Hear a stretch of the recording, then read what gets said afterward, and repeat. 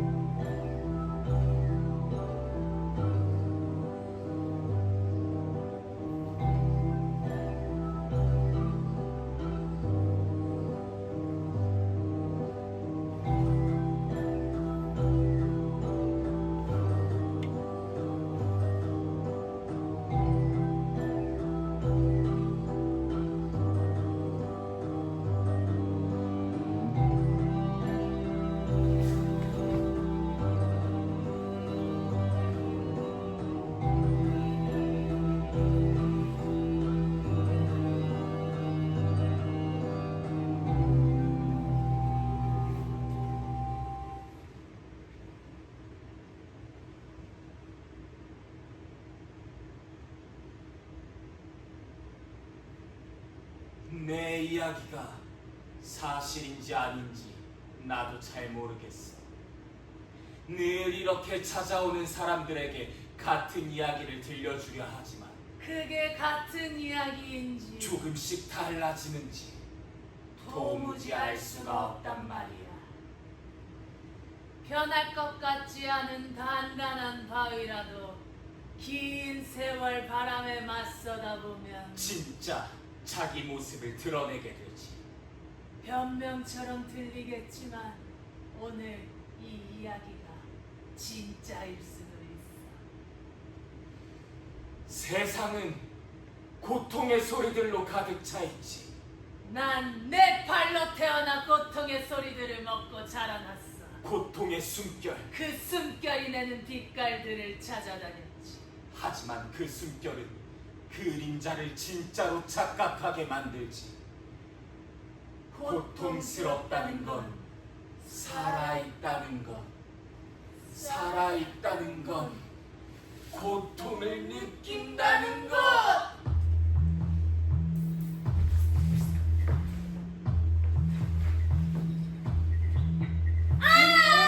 그렇게 힘줘요. 좀 더.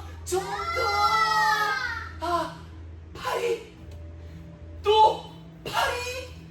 엄마! 얘는 팔이 4개야! 저주다, 저주야. 우리 집안에 저주가 내렸어. 어쩌지? 버릴까? 이 아이는 선물이에요! 선물이 모두 아름다울 수는 없잖아요!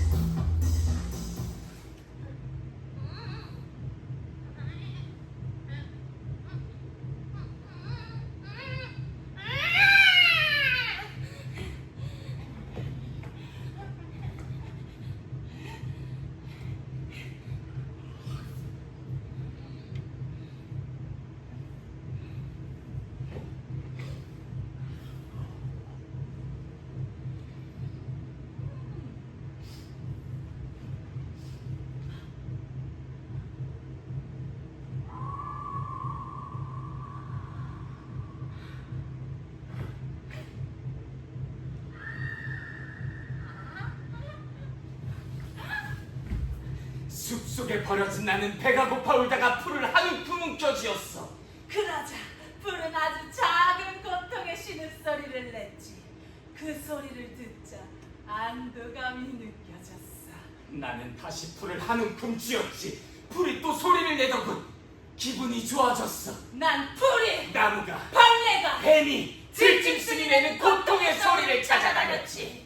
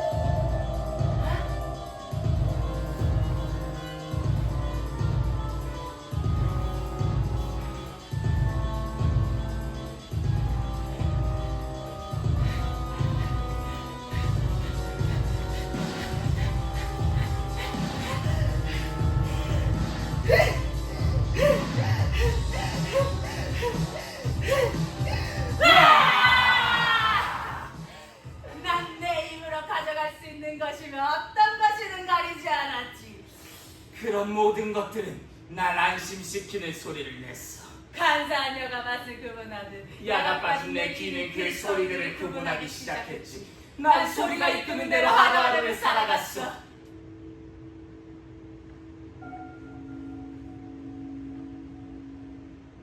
도대체 숲속에서의 나는 무엇이었을까? 그 어느 때보다 단순했지. 그러던 어느 날 수번저리 강가에서 낯선 소리가 들려왔어.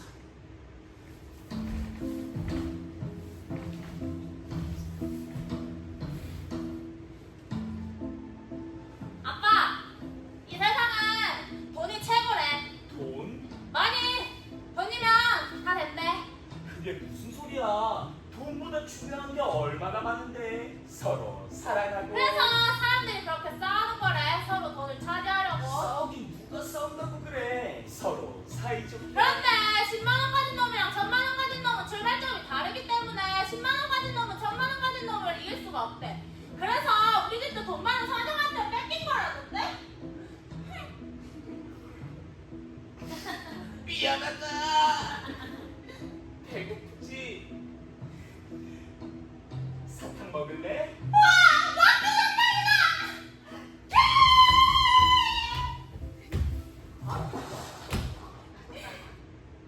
아빠? 아빠! 아빠!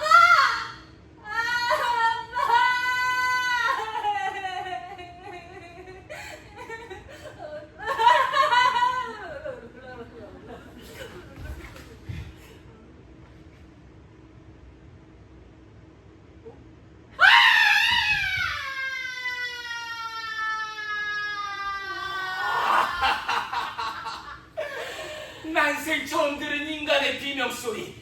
정말 오묘했어. 난 그 오묘한 비명소리를 따라 걷기 시작했지. 강을 따라서 숲을 헤치고 들판을 지나 산을 넘고 걷고 또 걸어서 마침내 인간들이 사는 마을에 이르렀지. 숲에선 본 적 없는 이상한 광경이었어. 숨을 들이쉴 적마다 머리가 아파왔지. 기묘한 냄새, 구역질이 치밀어 눈앞이 빙글빙글 도는 것 같았어. 사람 발이 2개. 하나, 둘, 셋, 넷, 다섯, 여섯, 일곱, 여덟, 아홉, 열. 모두들 나를 향해 소리쳤어.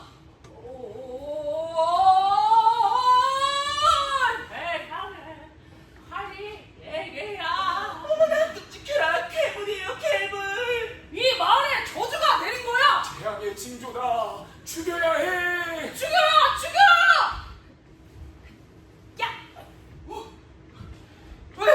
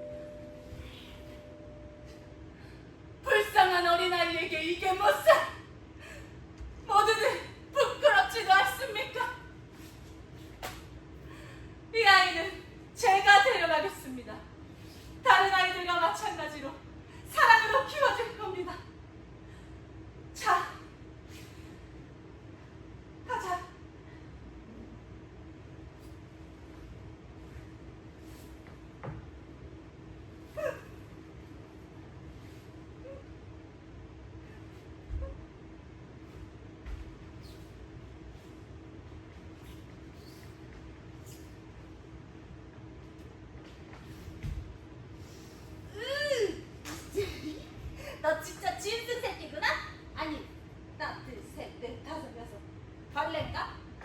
우선 말부터 배우자. 따라해. 안녕하세요. 고맙습니다. 잘못했습니다. 아, 뭘 이한글 다. 오, 어쩌라고 이러세요? 이게 가장 중요한 말이야. 아이, 병신 새끼야. 낑낑대지만 말고 잘 따라하라고. 아, 내가 못 따라. 원장님, 이 벌레가 저 물어요. 여기서는 규칙을 잘 지켜야 돼. 아침에는 5시에 일어나야 하고 일어나자마자 이불을 개야 돼. 이불을 개고 나서는 복도를 깨끗하게 청소해야 돼. 복도를 깨끗하게 청소한 뒤에는 마당을 깨끗하게 쓸고 마당을 깨끗하게 우와! 내 눈! 와, 조용히! 야, 주종만한 벌레 새끼. 네가 내 친구 눈 찔렀냐? 날 4개면 다야? 나무 밑으로 따라와. 씨. 하지마! 하지마! 엄마 보고 싶어. 하지만 우리 엄마는 날 안하견이야. 그래서 나를 버렸지. 이 나쁜 년, 나쁜 년, 나쁜 년! 뭘 많이 괴물 땄지. 너 화장실 같은 엄마도 없는 괴물이야. 돌려줘! 나쁜 새끼야. 돌려달라고. 누나, 우리 야옹이 갑자기 왜 죽었어? 어떤 나쁜 놈이 야옹이 밥에 떡을 탔어. 잡기만 해봐라. 누나를 뽑아버릴 거야.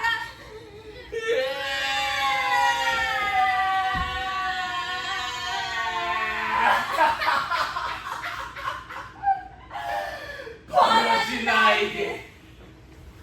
정말 온 갖가지 소리를 내고 항상 배고프고 항상 아프며 항상 폭발 직전의 아이들이 내는 소리들.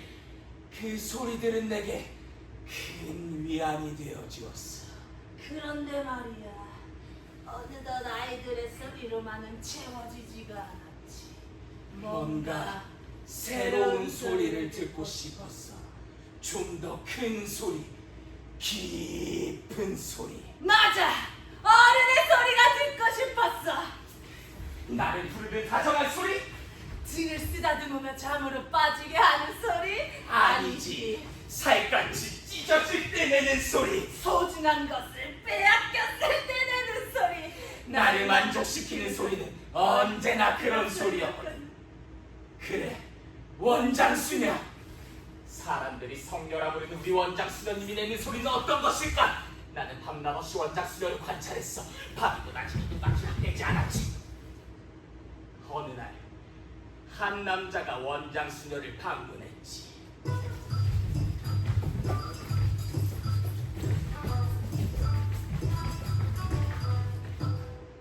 전 너무나 괴롭습니다. 대체 제가 뭘 잘못했기에 이런 고통을 겪어야 합니까?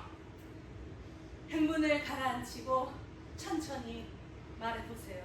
저는 돈이 많아지면 행복해질 줄 알았습니다. 그래서 개처럼 열심히 일을 해서 모두가 부러워하는 부자가 되었지요. 그런데 이제 너무나 할 일이 많고 바빠서 돈을 쓸 시간도 행복을 느낄 시간도 없습니다. 전 도대체 왜 이렇게 된 것일까요? 이게 사는 걸까요? 내려놓으세요. 뭘요?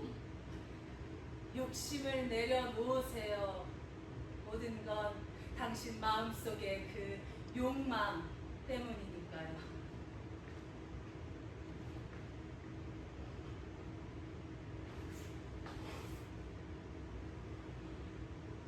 할렐루야. 이거 케이크. 구하기 힘든 겁니다. 그러지 마시고 아이들과 함께 드세요. 한 입 맛보시겠습니까?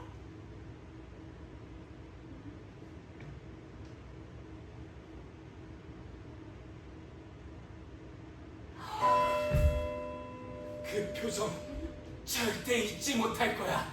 그 순간 원장 수녀의 가슴속 깊숙이 숨어있던 욕망이 성녀의 얼굴을 비집고 나왔어. 난 알 수 있었어. 원장 수녀는 절대 그 케이크를 아이들과 나눠 먹지 않을 거라는 것을. 그렇지. 원장 수녀는 그 케이크를 서랍 속에 숨겨놓고 날마다 조금씩 맛보다가 죄책감과 욕망이 뒤섞인 채 이러지도 저러지도 못하는 원장 수녀의 그 표정이라니. 난 그녀의 고통을 없애주기로 결심했어. 방으로 몰래 들어가 서랍을 열고 케이크를 훔쳤지. 그리고는 원장 수녀님이 케이크가 사라진 걸 발견하기를 기다렸어. 케이크가 사라진 걸 발견한 원장 수녀는 미친 듯 거원을 돌아다니며 케이크를 찾기 시작했어. 난 아이들을 불러 모았지. 아이들의 입에 케이크를 한 조각씩 넣어줬어. 아이들은 행복에 겨운 비명을 질러댔지. 그 소리를 들은 원장 수녀가 달려왔어. 나는 태연한 표정으로 마지막 남은 한 조각을 원장 수녀님께 내밀었어. 그녀는 고통스러운 표정으로 입안 가득 케이크를 문 채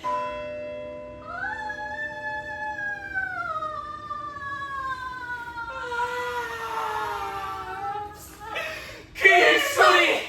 온몸의 털들이 흥분으로 곤두서는 것 같았어. 그때까지 들었던 아이들의 소리를 모두 합친 것보다 1000배, 10,000배는 더 짜릿했지. 난 더 이상 그곳에 있을 수 없었어. 더 크고 더 많은 인간이 모여있는 곳. 난 도시로 들어갔지. 그러나 여전히 인간들은 나에게 돌팔매를 날렸어. 아니, 이젠 그냥 돌팔매 정도가 아니었어. 난 그냥 구경거리나 저주받은 존재였어. 그들은 나를 그들이 믿는 신의 반대쪽이라고 생각했지. 도시, 그 어디에도 내가 머물 곳은 없었어. 난 팔 2개를 내 손으로 잘라내려 했어. 하지만 어느 손으로 칼을 잡고 어느 팔을 잘라야 하지? 인간들은 자기 것이라면 그 어떤 것도 잃기 싫어하지. 심지어 오물까지도 잃지 않기 위해 그들 발 밑에 두더군. 그게 바로 도시지. 도시는 인간들이 뱉어놓은 오물 위에 떠있는 섬 같은 곳이었어. 난 그 섬을 떠받치고 있는 하숙으로 들어갔지.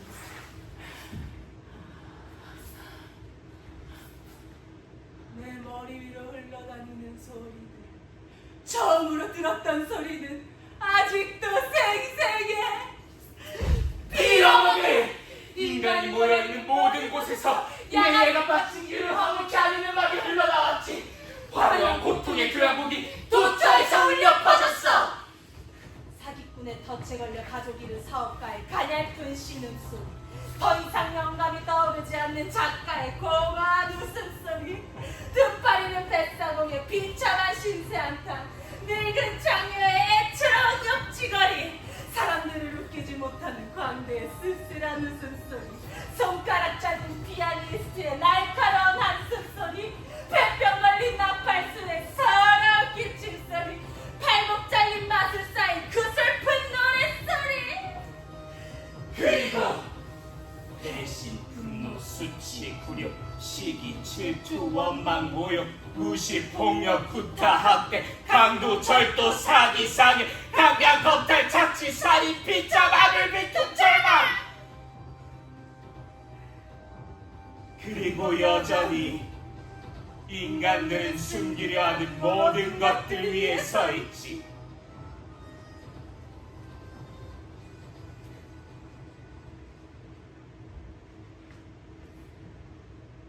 그렇게 시간이 흘렀어. 얼마나 하수구에서 지냈는지 잘 기억이 나지 않아. 어느 날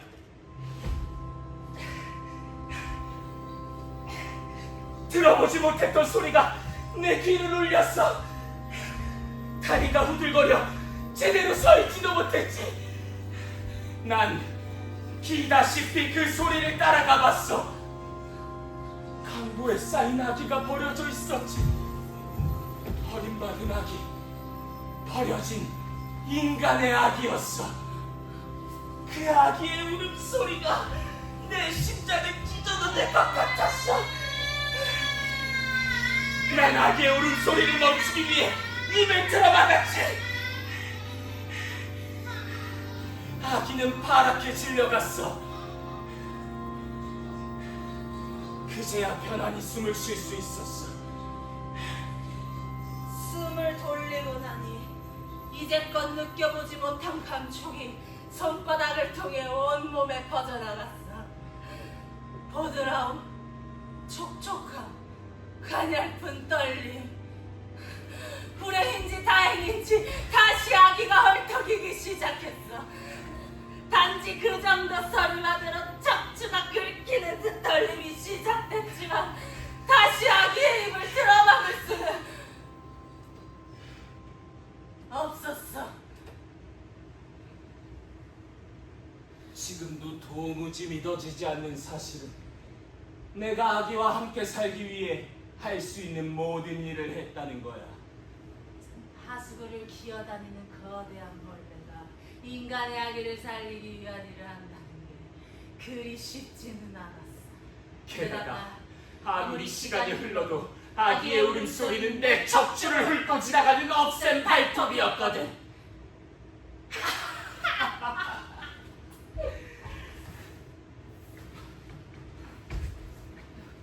그 얘기 들었어?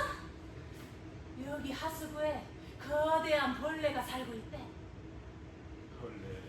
그 벌레가 밤만 되면 여기서 나와 젖먹이 애 엄마를 찾는다는구만. 근데 왜 하필이면 애 엄마를? 그게 말이야, 애 엄마가 밤중에 지 새끼 젖을 먹이면 그 벌레가 등 뒤로 다가와서 꼼짝 못하게 하고는 시커먼 자기 새끼에게 젖을 먹이게 한다는구만. 이거라고! 사람이 어떻게 벌레한테 젖을 먹이겠어. 근데 그 새끼 벌레는 젖을 쭉쭉 잘도 빨아먹는다는군. 그래서? 이 도시에 저주가 내린 거지. 그런 일을 당한 사람이 한두 명이 아닌가 봐. 너무 몰라. 죽은 사람도 있다는 거야. 그리고 그 벌레의 힘이 어찌나 센지 남자 한두 명, 아니 한두 명이 뭐야? 한 10명이 들러붙어도 잡을 수가 없다는 거? 뛰기는 그 어찌나 잘하는지 밤중에 구멍으로 나와서는 펄쩍펄쩍 뛰어 지붕에 올라탄 다음 줄을 쭉쭉 날려 그 줄을 타고 다닌다는구만. 그뿐인가? 또 술술 기어다닐 수 있어서 아무리 높은 집이라도 젖먹이가 있는 집이라면 창문을 2겹, 3겹 잡고 하는데. 근데 그건 뭐 하겠어. 그 벌레 침은 뭐든지 녹일 수 있는 독액이라 어떤 자물쇠라도 소용이 없다는구만. 근데 진짜 무서운 건 그 벌레에서 나는 냄새라는 거야.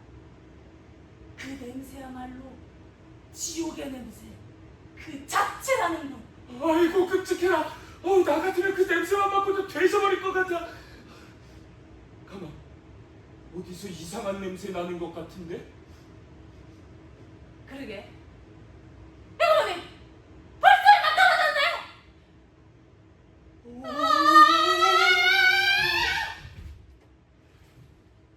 나에 대한 소문이 점점 커지자 조금 걱정이 됐어. 하지만 오히려 편해졌지. 두려움에 그들의 눈과 손이 묶여버린 거지. 그런데 아기는 잘 자라지 않았어. 매일 아팠지. 온몸이 불덩이같이 뜨겁게 달아오르기 일쑤였어. 그런 밤은 내가 좀 따뜻하게 잔 셈이야. 그 불덩이를 껴안고 잠이 들었지. 그러나 아무리 얄팍한 귓구멍을 쑤셔막아도 아기가 울음을 터뜨리면 여지없이 덜덜 떨렸어. 그럴 때마다 미친 듯 화가 났어. 왜 이렇게 나약한가? 한순간도 눈을 뗄 수 없을 만큼 연약해.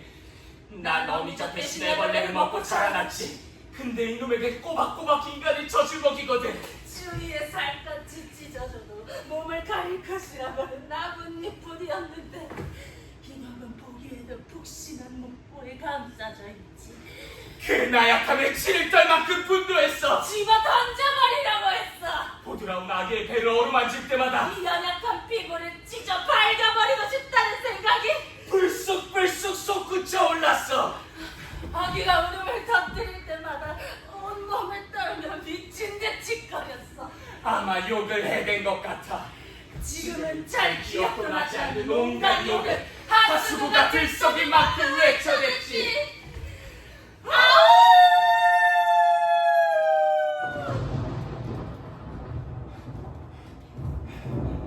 제발 가만히 있어. 겁낼 필요 없다. 가만히 있지 않으면 널 버리고 갈 수밖에 없다. 네가 이렇게 움직이면 내가 조금 더 움직일 수 없다. 난 이 하수구를 잘 알고 있어. 조금만 견디면 된다. 잘 들어라. 물속에선 숨을 멈춰라. 물 밖으로 콧구멍이 나왔을 때만 숨을 쉬어라. 그렇게 밟아눕시다가는 나를 놓친다. 나를 꽉 잡아라. 이 비는 곧 멈춘다. 비가 멈추면 같이 이 하수구를 나가자. 넌 좀 더 강인해져야 한다. 지금처럼 발버둥 치림으로 벌레와 들쥐를 잡아먹어야 한다. 안 돼. 내 손을 놓지 마. 안 돼.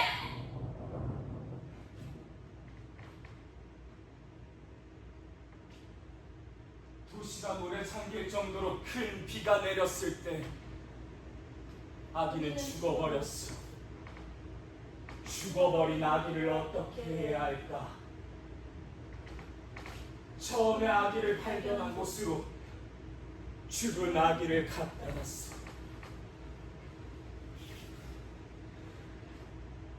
하지만 거기다 둘 수 없었어. 이제 더 이상 울지 않는 아기를 업고 도시를 떠났지. 속이 후련했어. 아기는 더 이상 울지 않는다. 내 척추는 더 이상 아플 일이 없다. 자기 힘으로는 아무것도 할 수 없는 나약한 것을 위해 내가 해야 하는 일이 없어졌다. 산을 넘고 들판을 가로질러 숲을 헤치고 강을 따라 돌아온 숲속에 아기를 묻었어. 내가 간신히 기어날 수 있을 정도로 깊은 구덩이를 파고 아기를 던져 넣었지. 그리고 다시 숲속에서의 생활이 시작되었어. 그런데 이상한 일이 벌어졌어. 아기의 울음소리에 이 얄팍한 귓구멍이 화상이라도 입었는지 뜯겨진 풀이 내는 소리도, 작은 짐승들이 죽어가며 내는 신음소리도 더 이상 나를 안도시키지 않았어. 그런데 여기서 어떤 소리가 자꾸 올라오는 거야. 난 그 소리를 듣고 싶지 않았어. 그 소리가 나를 연약하게 만들 것 같았지. 그 소리가 나를 잡아먹을 것 같았어. 난 웅크리고 귀를 막았어. 나의 억센 4개의 팔로 단단하게 귀를 뚫어 막았지만 이미 넘쳐난 소리를 이길 수 없었어. 그 소리가 내 몸을 가득 메우고 잔물로 변해 눈과 콧구멍을 통해 흘러내렸지. 오랫동안 흘러나왔어.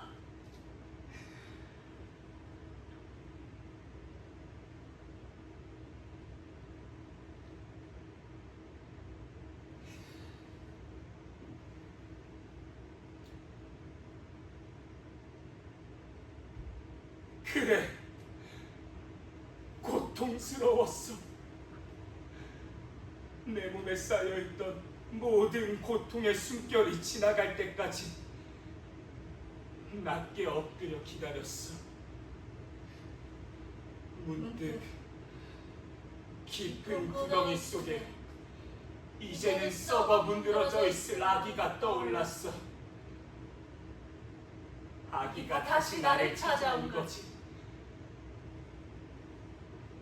하지만 아기를 따라 깊은 구덩이로 갈 수는 없었어.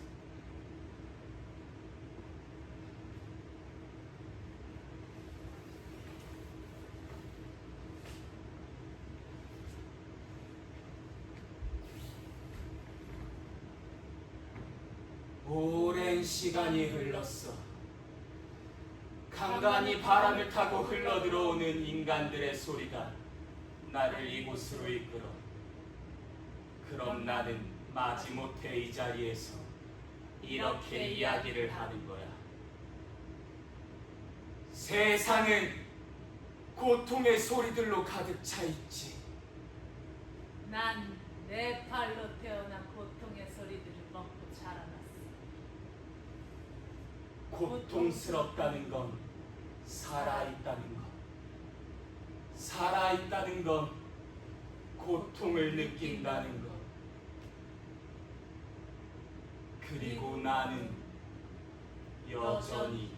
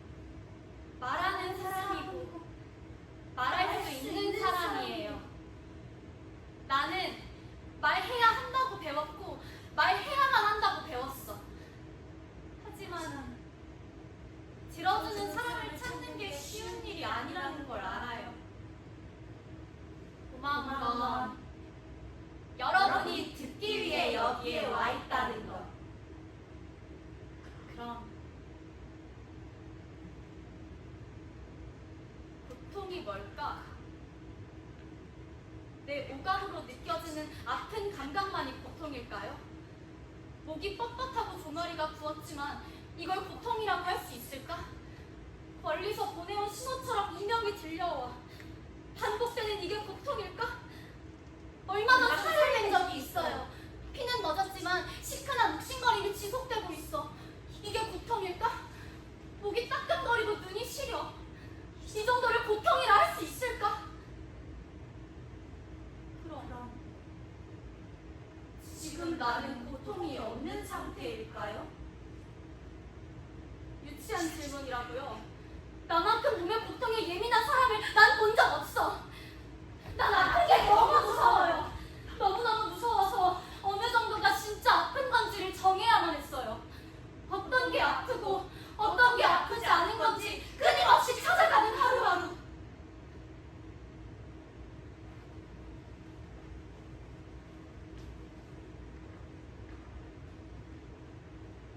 나는 아픔을 피하면서 살아왔어. 나는 앞으로도 아픔을 피하며 살아갈 거라고 생각해요. 하지만 아픔은 어느 순간 우악스럽고 급작스럽게 찾아와요.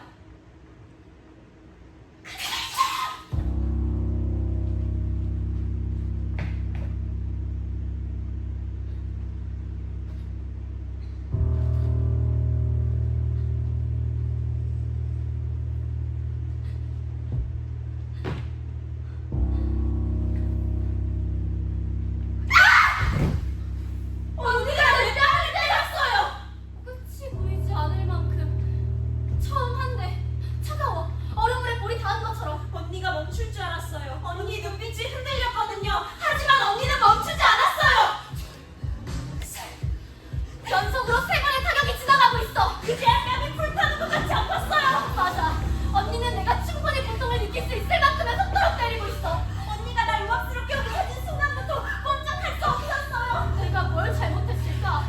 언니 표정만으로 내가 뭘 잘못했는지 알 수가 없어. 어떻게 이럴 수 있어? 언니 나보다 10살이나 많은데.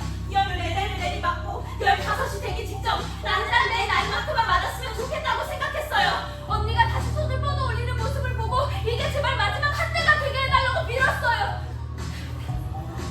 정말 15번이 끝나자 언니 표정이 슬며시 바뀌었어요. 난 그제야 언니의 우악스러운 소나기에서 빠져나올 수 있었어요. 가! 죽어버렸으면 좋겠다! 내가 한 말이야? 내가 진짜 이런 말을 했다고? 그날 아빠를 향해 내가 그래서 언니가 날 때렸겠지? 그렇게 생각하기로 했어요. 언니가 나한테 한 말일 수도 내가 한 말일 수도 있어요. 누구 입에서 나온 말인지 정확히 기억나진 않지만 이 말만은 선명하게 기억나. 죽어버렸으면 좋겠다! 그런데 그날 나는 내가 진짜 죽여버리게 될 누군가를 처음으로 알게 됐어요. 언니한테 맞으면서도 난 눈물 한 방울 흘리지 않았어요. 후려맞고 있는 이 뺨이 너무 아파서 너무너무 아파서 난 내가 헛것을 보고 있는 줄 알았어요. 언니의 스윙하는 오른쪽 옆구리 사이사이 뭔가가 보이기 시작했어. 형체가 점점 또렷했더니 그건 고개를 쳐박고 울고 있는 나였어요. 고개를 쳐박고 울고 있는 나였어. 분명히 나였고 그게 시작이었어요. 나였어.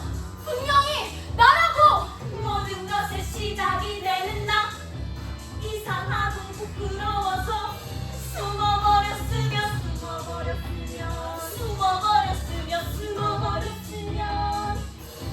숨겨버렸으면 나를 발견하는 순간 잊어버리고 싶지만 떨쳐버리고 싶지만 끈적끈적 달라붙는 나 me myself 나를 죽이지 않고 못 때리겠는 감정광이 나를 죽여야만 완성되는 생각까지 나를 발견하는 순간 잊어버리고 싶지만 떨쳐버리고 싶지만 끈적끈적 달라붙는 나 me myself 나, me, myself. 그러네. 말하고 보니 이 모든 게 그날로부터 시작된 거네. 그러네.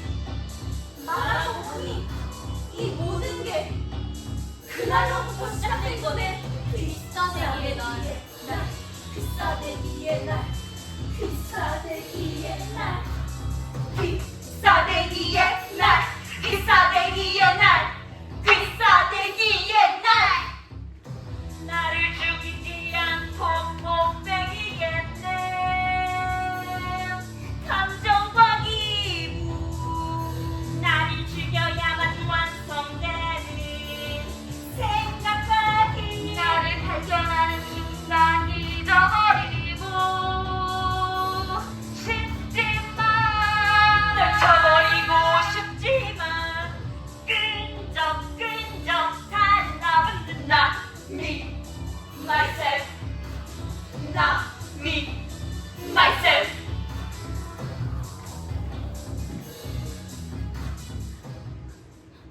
언니에게 뺨을 맞은 날 밤, 그리고 그게 처음으로 내 앞에 등장하던 밤. 오늘 겪었던 아픔의 가지수가 너무 많아서 뭐가 진짜 아픈 거고 뭐는 그냥 아픈 건지 구분해보기로 했어요. 그러지 않으면 진짜 아픈 것과 참을 수 있을 만큼 아픈 것을 구분할 수 없이 모든 것이 다 고통스러운 것으로 남아버릴 것 같았어요. 언니.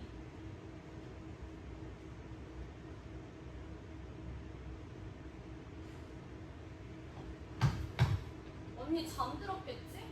언니가 잠든 걸 확인하고 나는 내가 언제 가장 아팠는지를 떠올리기 위해 하루를 더듬어 기억해 나갔어요. 가장 고통스러웠던 순간 언니가 내 멱살을 덥석 잡아 자기 쪽으로 끌어당겼을 때, 그리고 후려치기가 반복되는 순간을 기억하자 그게 울면서 나타났어요.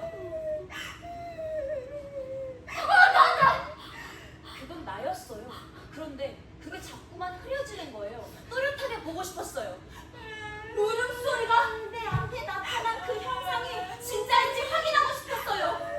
문득 그 울음소리의 느낌이 아파서 우는 것처럼 느껴지지 않았어요. 분명해. 이게 진짜 나라면 아파서 우는 게 아닌 거야. 아, 왜 울고 있냐고! 넌 도대체 뭐야? 이름이 뭐야? 아니, 넌 어디서 왔어? 질문을 던지자 그곳의 형태가 확실해지는 것 같았어요. 처음 나타났을 때 그게 진짜 나라는 걸 아무런 의심 없이 받아들였다는 건 지금 생각해도 이상해요. 하지만 밑도 끝도 없이 그게 나라는 확신이 들었어요. 왜 울고 있는 거야? 언니한테 맞아서 그래? 네가 그렇게 울면 난 계속 언니한테 맞는다고. 난 언니한테 맞기 싫어. 너무 아프고 무서워. 그만 울어. 아, 제발 그만 울라고. 아, 꺼져버려. 아, 나라니라고. 너 어디서 온 거야? 왜 이렇게 날 괴롭혀? 너 아파서 우는 게 아니지? 너 억울해서 우는 거지? 그건 죽어야만 해요. 그게 죽지 않으면 날 앞으로도 언니한테 맡게 될 거예요. 그게 진짜라면. 어떻게 세상에 똑같은 사람이 둘이나 있을 수 있겠어? 하나는 사라져야 해. 죽여야 한다는 생각이 들었어요. 내 마음이 그걸 죽여야 한다고 말하고 있었어요. 언니는 나를 단 한 번도 때리지 않았어요. 억울하면 내가 있기 때문에 언니가 나를 때린 거야. 어떻게 죽여야 하지? 죽이려고 결심한 순간 그게 사라져버렸어요. 눈앞에서 사라졌더라도 내가 하는 말을 들을 수 있을 거라 생각했어요. 그런데 내가 날 죽이는 것도 살인죄에 해당될까? 증거가 남으면 어쩌지? 온갖 생각에 휩싸이자 귀싸대기의 날이 멀어지기 시작했어요. 아니, 더 정확히 말해볼게요. 내 머리를 완전히 지배하고 있던 귀싸대기의 날은 아득하게 사라지고 그걸 어떻게 죽여야 할까라는 생각에 온몸에 소름이 돋았어요. 알았니? 내가 널 죽이려고 한다는 거? 하긴 네가 나니까 알았겠지. 널 죽이는 게 쉽지는 않겠다. 하지만 난 널 꼭 죽여야 할 것 같아. 왜냐하면 난 더 이상 언니한테 맞고 싶지 않아. 너무 아프고 너무 슬퍼서 그건 너무 고통스러워. 그걸 또 불러낼 수 있을까요? 가슴이 아프게 느껴지려고 뛰었어요. 내가 그걸 불러낼 수 있을까? 언니를 보면 다시 그게 튀어나올 것 같았지만 도저히 언니를 볼 자신이 없었어요. 지하 주차장으로 뛰어내려갔어요. 언니가 목숨처럼 아끼는 언니의 빨간색 승용차. 언니 차를 보면 그게 다시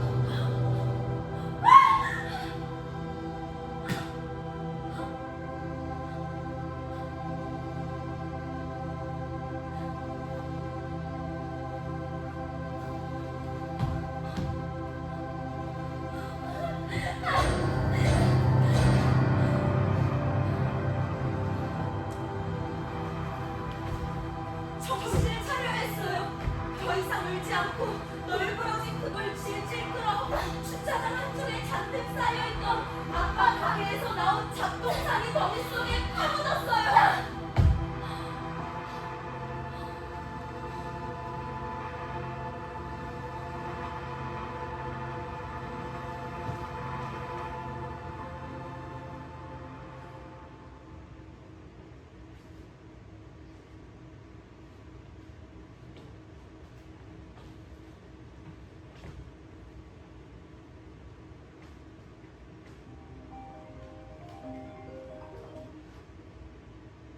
제이, 저녁은 먹었어?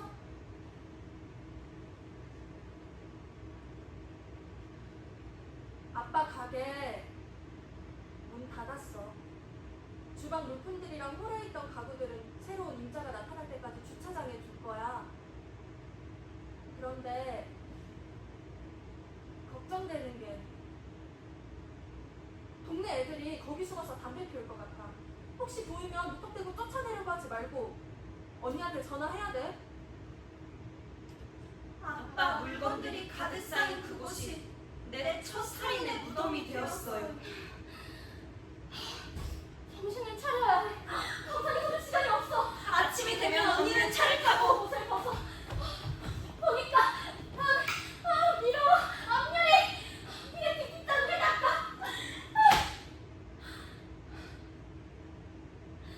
그리고 방으로 와 누웠어요.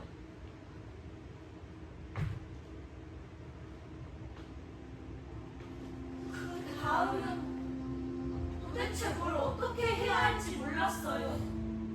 내 손에는 그걸 잡고 내리쳤던, 그러니까 그걸 죽였던 순간의 느낌이 생생하게 남아있었어요. 난 사람을 죽인 거야. 그게 나였더라도. 그런데 시체는 잘 숨겨지지도 않았고 피는 사방으로 튀었어요. 피가 내 온몸에 묻어있을 거라는 것도 알았어요. 하지만 더 이상 어떤 것도 할 수 없을 것 같았어요. 몸에 힘이 하나도 없어. 그런데 이상하게도 이런 말이 떠올랐어요. 난 나를 죽인 첫 번째 사람이야.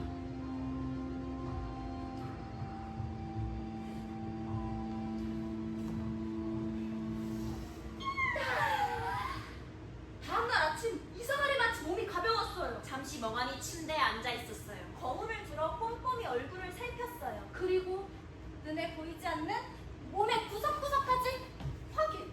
어디에도 핏자국은 보이지 않았어요. 내 옷! 언니는 상처를 닦아 피로 엉겨 우글쭈글해진 옷. 거기에도 피는 없었어요. 그럼 다음은? 주차장. 아무 일도 없었다는 느낌을 주려고 노력해야 했어요. 언니가 초조한 모습으로 거실에 앉아 있었어요. 난 언니가 있는 거실을 지나 집 뒷문을 열고 지하 주차장으로 한 걸음 한 걸음.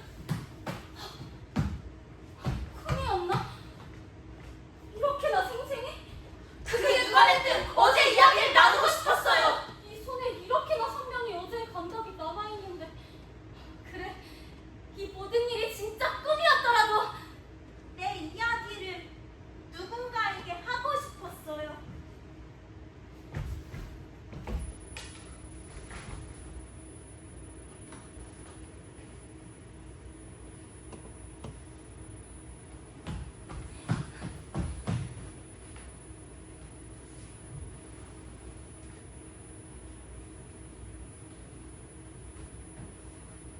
또 이야기해? 기억 안 나는데. 아빠는 제인이 꿈 이야기 듣고 싶은데. 잘 생각해봐. 너 지난밤에 분명 꿈 꿨을걸? 아빠가 제인이 자면서 소리 내는 거 들었는데. 아, 뭐였지? 응, 기억났어. 나 어제 엄청 아팠어. 높은 산에서 뚝 떨어졌는데 떨어지면서 무릎이 너무 아픈 거야. 헉, 어떡하지? 무릎이 이렇게 아프면 땅바닥에 엉덩이로 떨어져야 하나? 생각했어.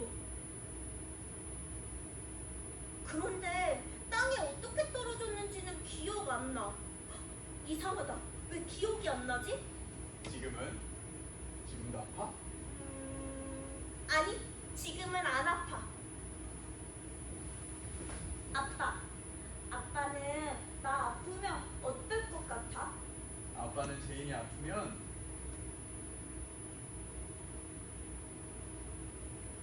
죽고 싶을 것 같아.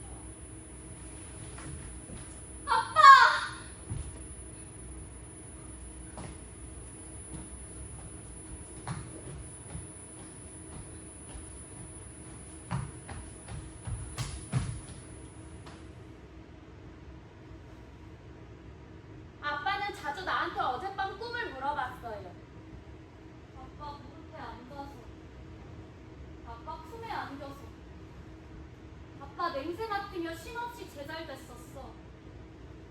언니의 부러워하는 눈빛을 느끼면서도 내가 독차지한 사랑에 흠뻑 취했었어. 어느 날 아빠한테 더 이상 이야기를 할 수 없을 것 같은 꿈을 꾼 적이 있어요. 그렇구나. 그때부터 아빠한테 내 꿈 이야기를 하지 않았어. 그래도 아빠가 나를 가장 사랑한다는 느낌은 언제나 집안에 가득했고 언제나 나를 으쓱하게 만들었어요. 지금 그 아빠가 필요해. 간절하게. 만약 이게 꿈이라면 내가 이야기를 할 수 있는 사람은 아빠뿐이라는 생각이 들었어요. 너무 슬퍼. 눈물이 터져나올 것 같아. 이를 안 다루고 참았어요. 억울해하는 나는 이미 죽었어. 내가 죽여버린 거예요. 그게 꿈이었을지라도. 전화를 받고 급하게 집을 나간 언니가 한밤중까지 돌아오지도 않고 전화도 안 받았어요. 나를 데려가지도 않고 또 혼자만 갔어. 언니를 기다리려고 그런 건 아니지만 집안의 공기가 너무 답답해서 너무너무 답답해서 대문 밖으로 나가 쪼그려 앉자마자 결국 눈물이 터져버렸어요. 근데 또 그게 나타났어요. 또 뭐야? 왜 그렇게 해실해실 웃는 거야? 주변을 맴돌면서 마치 나에 대한 모든 것을 알고 있다는 듯이 굴었어요. 지난번보다는 작았어요. 그리고 눈동자가 없었어요. 검은 눈두덩이. 지난번 그건 얼굴을 제대로 보지 못했는데 하나도 무섭지 않아. 오히려 웃음이 나왔어요. 그러자 울다가 웃으면 똥꼬에 털난다. 아빠 목소리가 들리는 것 같았어. 아빠랑 장난을 치다 내가 가짜로 울면 늘 했던 말. 울다가 웃으면 똥꼬에 털난다. 난 끝까지 웃음을 참으려 하지만 번번이 웃고 말아. 그러면 새로운 장난이 시작되고 울다가 웃으면 똥꼬에 털난다. 아빠 목소리가 들리는 것 같았어.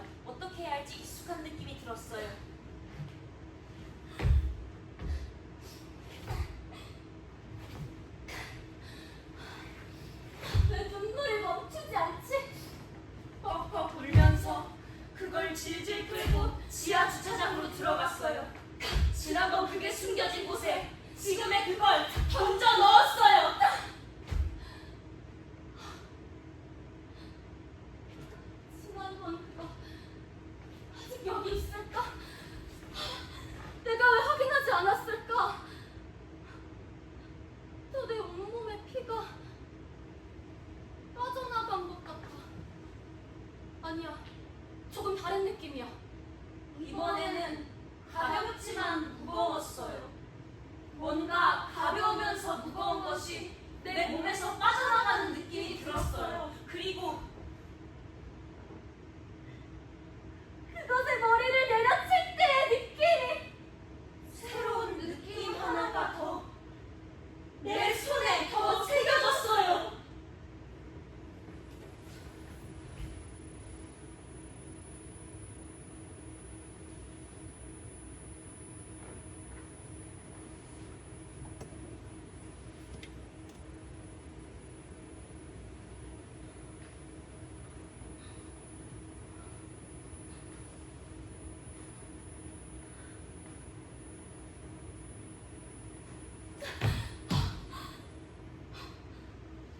난 나를 죽여가고 있어. 앞으로 또 다른 나를 죽이게 될까? 내가 버린 시체들이 발견될까봐 무서웠어요. 동시에 내 온몸을 뒤덮은 핏자국들은 아침이 되면 사라지니까 어쩌면 시체도 사라져버렸을지 몰라 하고 생각했어요. 안심이 되지 않아. 한 번도 겪어보지 못한 일들이 두 번이나 연속해서 벌어졌어요. 도대체 어떻게 이런 일이 현실에서 일어날 수 있는 건지 믿을 수 없었어요. 하지만 내 손에는 분명 감각이 남아있어. 살인의 감각. 혹시 나 같은 사람이 있을지 검색했어요. 살아있는 내 모습이 보인다면 이인직성 장애, 내가 겪고 있는 현상,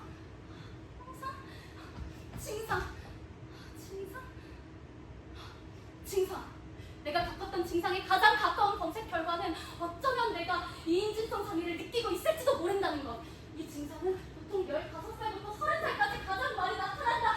찾았다! 나 혼자만 이런 걸 겪고 있는 건 아니었어요. 이건 병이고 병이니까 치료할 수 있을 거라고 생각했어요. 그리고 이건 병이니까 그 살인들은 어쩌면 내 잘못이 아닌 걸 수 있다고 생각했어요. 이인증성 장애의 사례를 찾아봤어요. 하지만 검색 결과들을 잘 이해할 수는 없었고 찾으면 찾을수록 지금 내가 겪고 있는 상황과는 다르다는 게 느껴졌어요.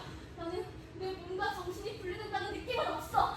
그리고 무기력하지도 않고 현실 감각 기능이 떨어지지도 않아. 나를 죽일 때의 내 행동들 너무나 힘들고 고통스럽지만 내가 나를 죽일 때의 나는 내 몸을 정확히 통제할 수 있고 민첩하게 움직여. 민첩한 내가 빠르게 선택하고 행동해. 언니가 늘 나한테 요구하는 결단력 있는 제인, 선택을 미루지 않는 제인, 눈빛이 살아있는 제인. 그 밤들의 나는 그런 제인이었어요. 그리고 하나 더. 찾고 싶은 답이 나올 때까지 끈질기게 가면으로 끈질긴 죄인. 자기 자신을 죽이고 살아남은 사람. 자기 자신을 죽이고도 멀쩡할 수 있을까? 자신을 죽이는 환상. 자기 자신을 죽인 사람. 검색 결과. 도움을 받으세요. 자살 예방 상담 전화. 운영수가 24시간. 전화 걸기. 1, 2, 나는 자살을 생각하지 않아. 단 한 번도 자살을 생각해본 적 없어. 내가 죽으면 언니는 집을 벗어나고 싶었어요. 자살이라는 단어가 만들어낸 무거운 공기가 싫어. 너무 궁금했어요. 내가 버린 시체 그 자리에 그대로 있을까? 범죄자들은 꼭 자기가 범행을 저지른 장소에 다시 찾아가요. 그리고 거기서 자기 범행을 밝혀내는 사람과 마주쳐요. 그건 실수야. 난 그런 실수는 하지 않을 거야. 검색하길 잘했다는 생각이 들었어요. 나는 나를 죽인 첫 번째 사람인 게 거의 확실해졌으니까 집을 나오길 잘했다는 생각이 들었어요. 발과 종아리, 허벅지와 엉덩이가 가벼워. 친구들을 만나고 싶었어요. 친구들은 날 반가워할까? 내가 먼저 연락을 했어야 하는데. 이렇게 갑자기 연락해도 괜찮을까 생각했어요. 친구들은 한달이면 나를 만나러 와줬어요. 다행이다. 하지만 친구들한테 진짜 하고 싶은 이야기를 못한다는 게 억울한 느낌이 들었어요. 억울한 나는 죽었어. 오랜만에 만난 친구들은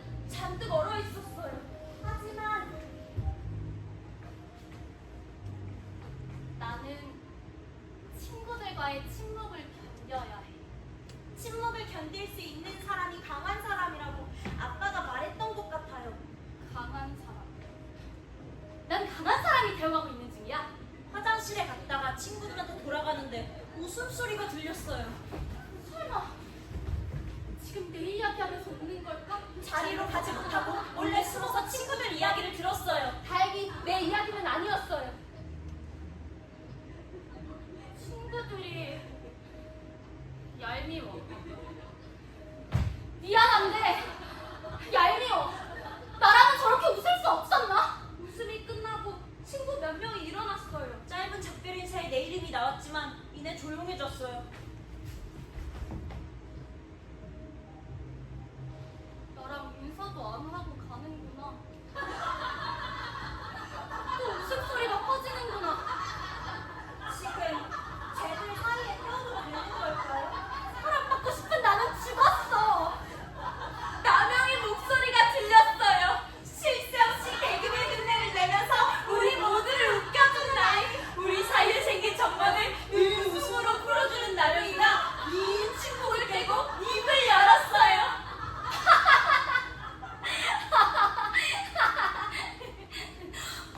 안돼!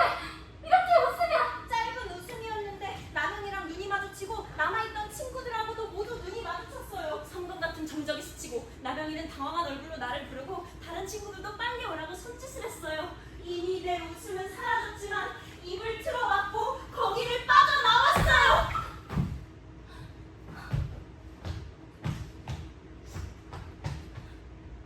창문 안쪽에서 친구들이 날 보고 있다는 느낌이 들어. 그 순간 그게 또다시 나타났어요. 보지 않아도 느낌으로 알 수 있어. 난 친구들한테 돌아가고 싶은데. 그게 나오지 않았다면 난 친구들한테 돌아갔을지도 몰라요. 친구들한테 사과하고 함께 웃으면서 포근한 저녁을 맞았을지도. 하지만 그게 친구들한테 보일 것 같아. 이렇게 사람 많은 곳에 나타나다니. 그것의 얼굴을 봤어요. 넌 도대체 너 뭔데? 그렇게 커다랗게 입을 벌리고 있는 거야. 하지만 아무런 소리도 들리지 않았어요. 끔찍한 기분이 들었어요. 이게 진짜 나라고? 이렇게 끔찍한 몰골이? 이건 너무 끔찍해! 전에 나왔던 그것들보다도 끔찍한 몰골의 나였어요. 집을 향해 달리기 시작했어요. 그것도 나를 놓치지 않으려는 듯이 쫓아왔어요. 그걸 향해 소리를 지르고 싶었지만 거리에 사람이 너무 많아! 저 사람들 눈에 저게 보이지 않는 걸까? 제발! 다른 사람들 눈에는 보이지 않았으면 좋겠다고 생각했어요. 어서 그걸 죽여버릴 수 있는 곳에 도착하고 싶었어요. 지방 전봇대에 도착했을 때에는 몸에 힘이 하나도 남아있지 않았어요. 넌 누군지 알 것 같아. 넌 웃고 싶어 하는 나야. 웃을 때는 소리를 내는 거야. 계속 그렇게 소리도 없이 웃을 거니? 그럼 입을 다물어야지. 그것에게 말을 걸면서 손을 내밀었어요. 따뜻해. 진짜 살아있구나. 그건 순순히 내 손을 잡고 나를 따라왔어요. 초인종을 눌러서 집에 언니가 있는지 확인하고 그것하고 함께 방으로 들어와 침대에 나란히 앉았어요. 그것한테 어떤 질문을 해도 대답하지 않을 거라는 걸 알았어요. 하지만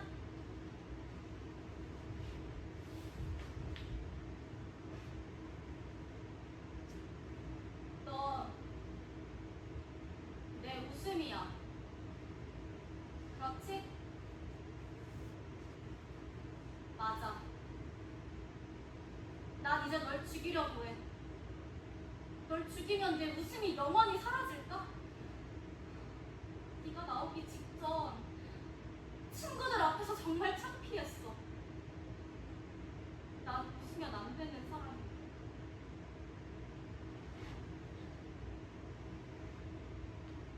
그래서 널 죽이려고 해. 손으로 그것의 목을 졸랐어요. 처음에는 아무런 움직임이 느껴지지 않아 그게 죽은 줄 알았는데 안 돼! 제발! 갑자기 그게 요동치기 시작했어요. 그것의 요동이 멈출 때까지 온몸에 힘이 빠지지 않도록 집중했어요.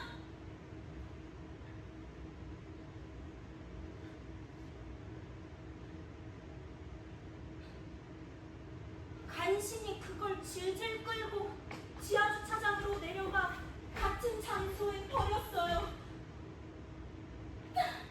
너무 무거워.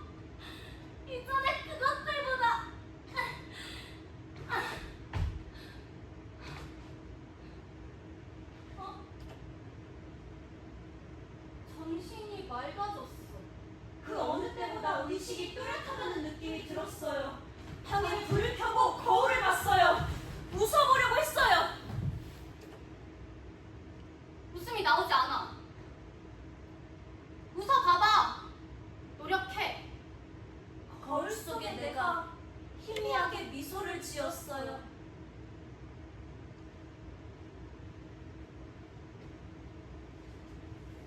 그게 최선을 다한 웃음이었을 거예요.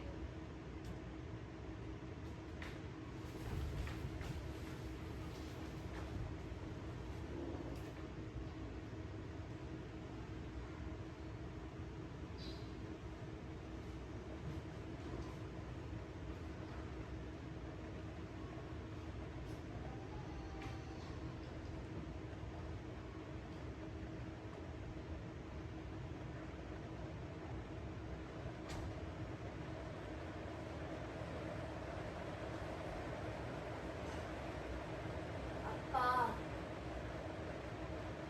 다발성 장기 부전 들었어. 의사 선생님한테. 내장들은 신체 항상성을 유지하려고 끊임없이 일을 하고 있대. 그런데 외부 충격을 받은 내장들이 자기들이 해야 할 일을 제대로 수행하지 못하는 거래. 내장들이 일을 해야지. 왜 제대로 일을 안 하는 걸까? 숨어서 눈치만 보는 나쁜 내장들. 나쁜 내장들이 아빠를 죽이려고 하는 거야. 왜 그래, 지인아? 왜 갑자기 어린애처럼 굴어? 그럼 내가 어른이야? 내가 언니처럼 어른이냐고. 그리고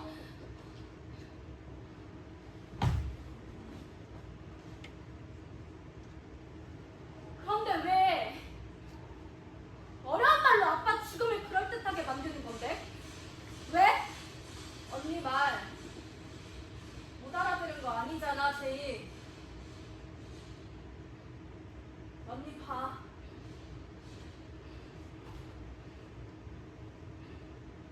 아빠 그렇게 되고 아빠가 왜 그랬는지 수없이 생각했어. 그런데 그리고 도대체 왜 그런 건데? 언니,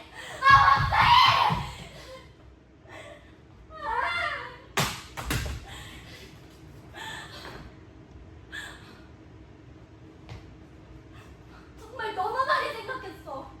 아빠가 왜 그랬는지. 이건 최근에 생각난 건데 이게 가장 그럴듯하다고 느껴졌어. 아빠는 그 옥상에서 중력이라는 새끼랑 내기를 한 거야. 아빠는 장난꾸러기니까. 그러니까 이기지도 못할 중력한테 시비를 건 거지. 중력이라는 새끼는 원래 나타나지는 않고 존재만 하는 건데 장난꾸러기 아빠가 자기를 부르니까. 이 장난꾸러기를 놀려줘야겠군. 다시는 장난치지 못하도록. 아빠 앞에 떡하니 나타나서는 아빠의 내기를 받아들였던 거야. 내기 내용은 아마도 이런 거였을 거야.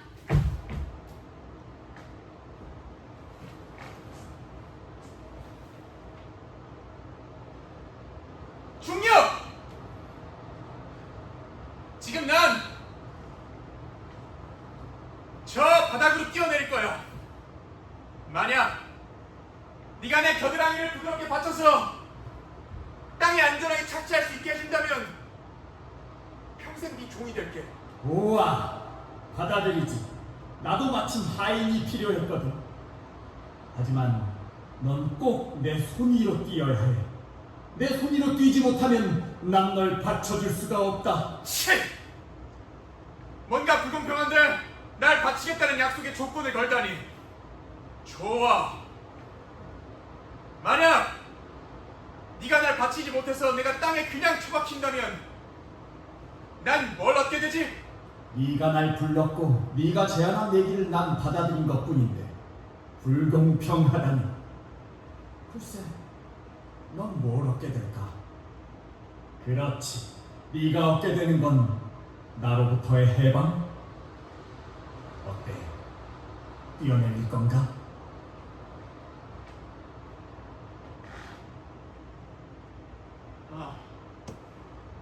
이거 참 흥미로운데.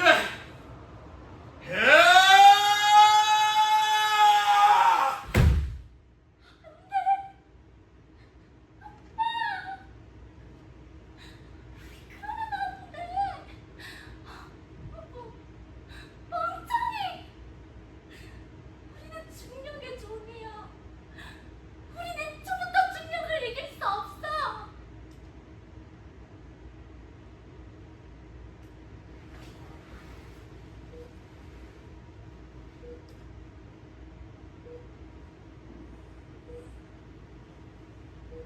아빠가 아직 중환자실에 있었을 때 마지막으로 나 혼자 아빠를 만날 수 있는 시간이 있었어. 아빠는 의식이 없었지만 아빠 귀에 속삭이면 아빠가 들을 수 있을 것 같았어. 내가 아직 아빠 무릎에 가장 편안한 의자라고 생각했을 때 아빠가 늦잠 자더라도 내가 아빠 귀에 먹고 싶은 거나 가고 싶은 곳을 이야기하면 아무리 시간이 지나도 꼭 들어줬어. 맞지? 그러니까 그만 일어나서 대답해줘. 귓속말 할 때 아빠는 분명 잠들어 있었는데 깨워도 일어나지 않았었는데 내가 말했던 음식들을 어김없이 먹었고 어김없이 아빠와 함께 그곳에 갔어. 아빠 귀는 소원을 이뤄주는 마법의 동굴.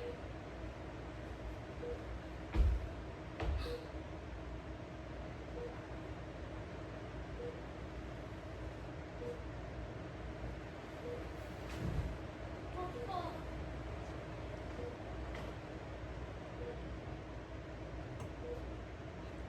혹시 내가 아파 보였어? 난 아픈 게 아니라 내가 사춘기라서 그래. 나는 사춘기가 왜 이리 늦게 왔지? 아빠. 그런데 진짜 왜 그런 거야? 설마 진짜 나 때문에 그런 건 아니지? 무슨 일이 있었던 거야? 나한테 절대로 말하지 못할 일이 뭐였어? 아빠한테 귓속말로 끝도 없이 질문들을 쏟아냈어. 하지만 진짜 질문은 단 하나. 아빠는 나를 제일 사랑하는데 어떻게 나를 남기고 죽을 수 있어?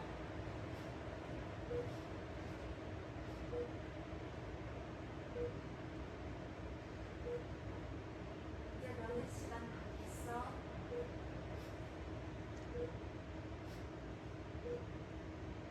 이제 노래 들려라 시간.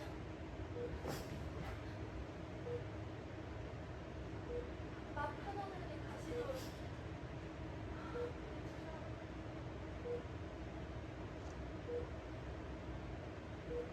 언니는 그렇게 생각하는데 제인도 할 수 있지. 왜 그래? 갑자기 혼자 중년 선생님이라도 된 거야?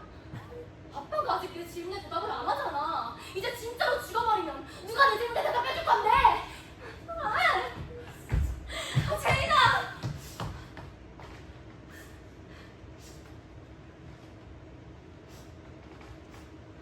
근데 알고 있었던 것 같아.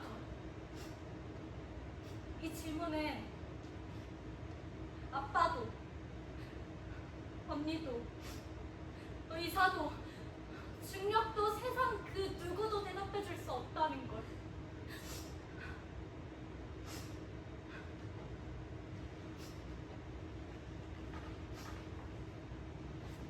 아빠 장례식이 다 끝나고 죽은 아빠가 있는 곳으로 가보고 싶었어. 그런데 도대체 아빠는 어디에 있는 거지? 처음엔 병원에 있었는데 그 다음은 장례식장으로 가. 그 다음에는 화장터로 가고. 아빠 뼈가루. 그러니까 유골은 땅에 묻혔어. 도대체 아빠는 어디에 있는 걸까? 아빠는 불타올라 연기가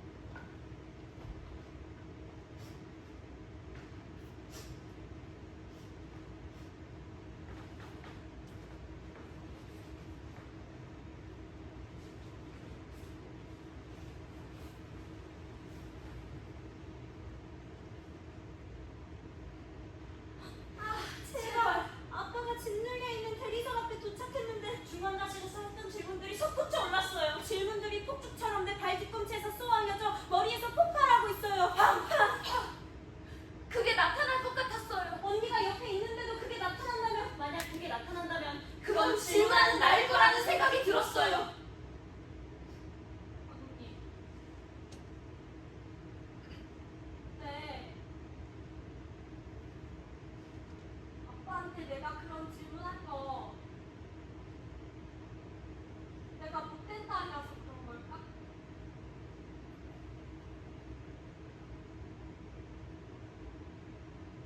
아니,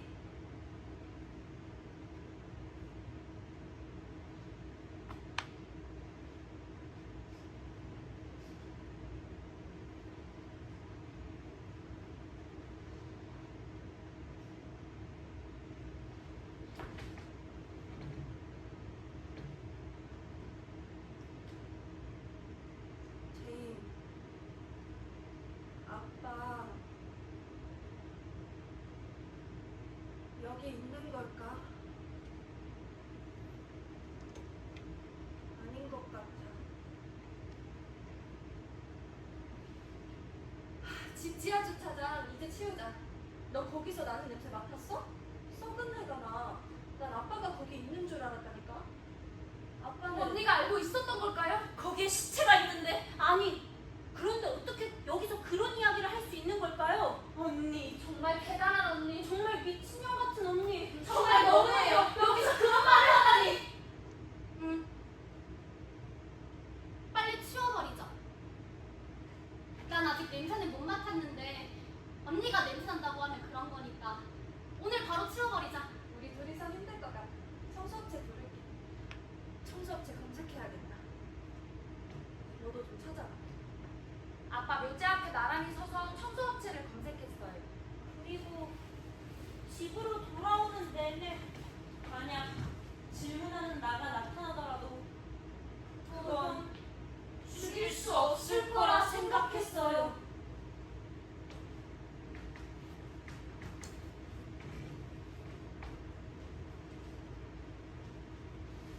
지하 주차장은 정말 순식간에 정리됐어요. 압취가 심했지만 기대했던 시체는 나오지 않았어요. 시체가 나오면 네. 제가 바로 범인이에요. 네. 제가 저를 셋이나 죽인 살인자예요. 네, 맞아요. 우발적으로 죽였지만 세 번째는 계획적으로 죽였어요. 왠지 그때 나올 것 같았거든요. 네, 맞아요. 계획적이라고 해도 일단 우발성이 있긴 했죠. 셋이나 죽이긴 했지만 날 죽인 거니까 진짜 살인자는 아니지 않을까요? 라고 말하려고 했는데 신문에 실린 내 모습과 뉴스 앵커와 진지하게 인터뷰하는 내 모습도 상상했는데 내 시체는 어디에도 나오지 않았어요. 그리고 질문하는 나는 모습을 드러내지 않고 나랑 숨바꼭질을 하고 있어요.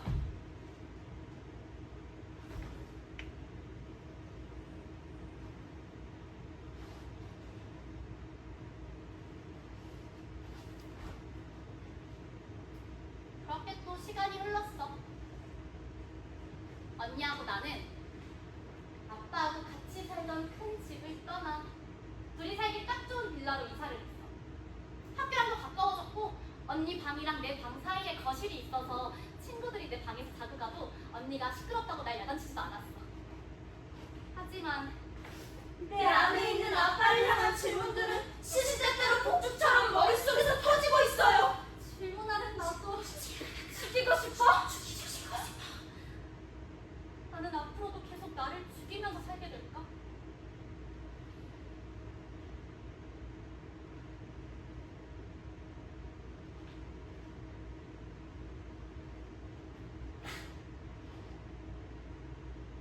어느 날 밤 꿈에 아빠가 나왔어. 아빠는 정말 너무나 해맑은 얼굴로 나한테 장난을 쳤어. 우리는 이런 장난 저런 장난을 쳤는데 내가 질문을 해버리고 말았어. 꿈속이었더라도 난 아빠가 죽었다는 걸 알고 있었어. 엄청 울고 싶었지만 내가 울면 아빠가 사라져버릴 것 같아. 꾹 참고 아빠랑 신나게 장난을 쳤던 거거든. 그런데 질문을 하고 말았어요. 아빠는 나를 제일 사랑하는데 어떻게 나를 남기고 죽을 수 있어?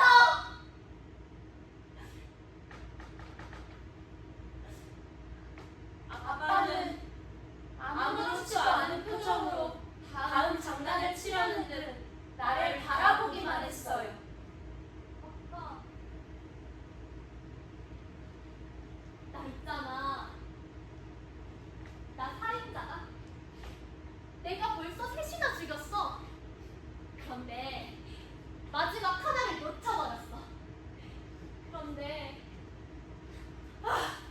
좀 더 참았어야 했는데 눈물이 터져버렸어요. 끝까지 말해, 제인. 너 할 수 있어.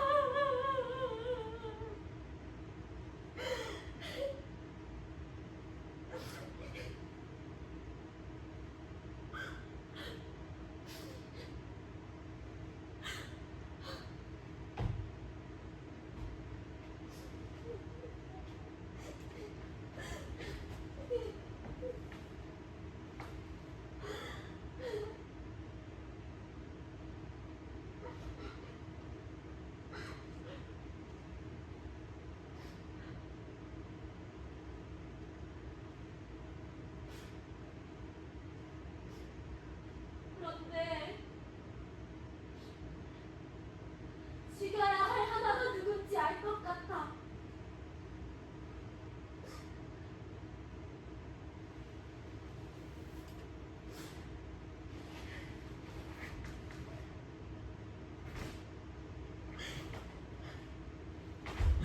안녕, 아빠.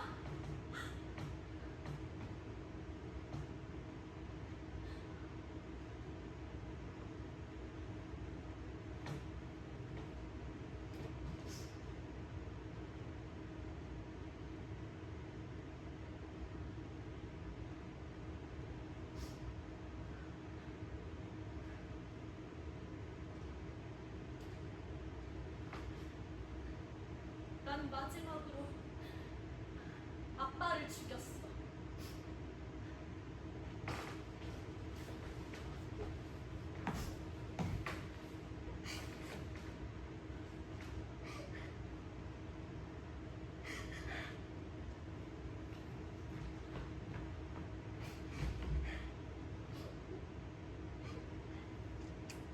왜?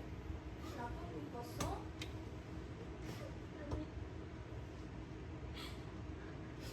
꿈에 아빠가 나왔어. 근데 아빠를 떠나보내야 했어.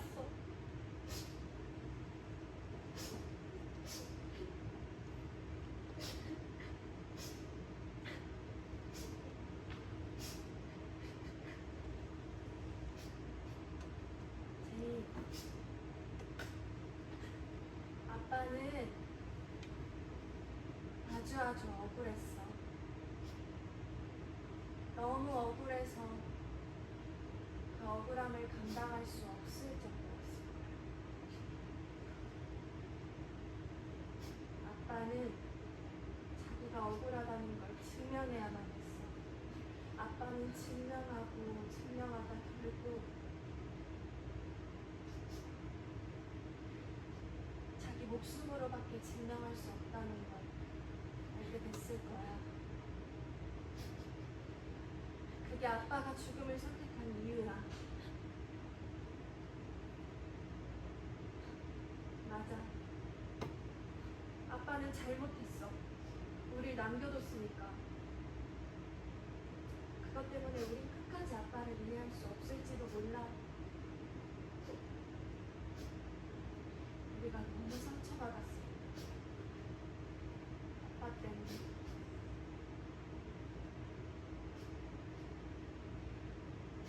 하지만 제인, 아빠는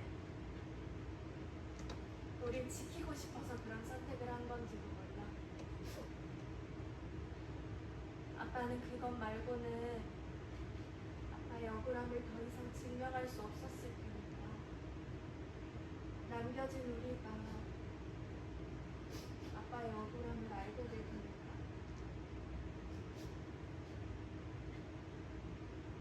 괜찮아, 울어. 많이 울어.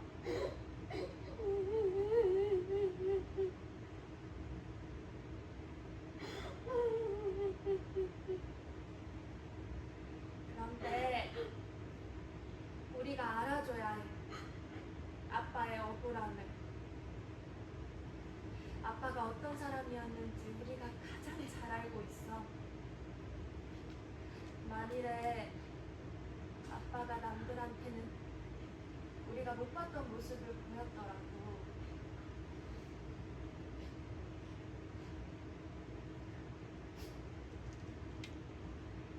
우리는 우리가 기억하는 아빠를 소중하게 간직하면 되지 않을까? 이토록 침착한 내 언니, 나의 언니. 그날 밤 언니와의 우주 같은 시간이 지나고 내 안에는 깊은 구멍, 나의 모든 살인이 빨려 들어간 아빠라는 구멍이 생겼어요.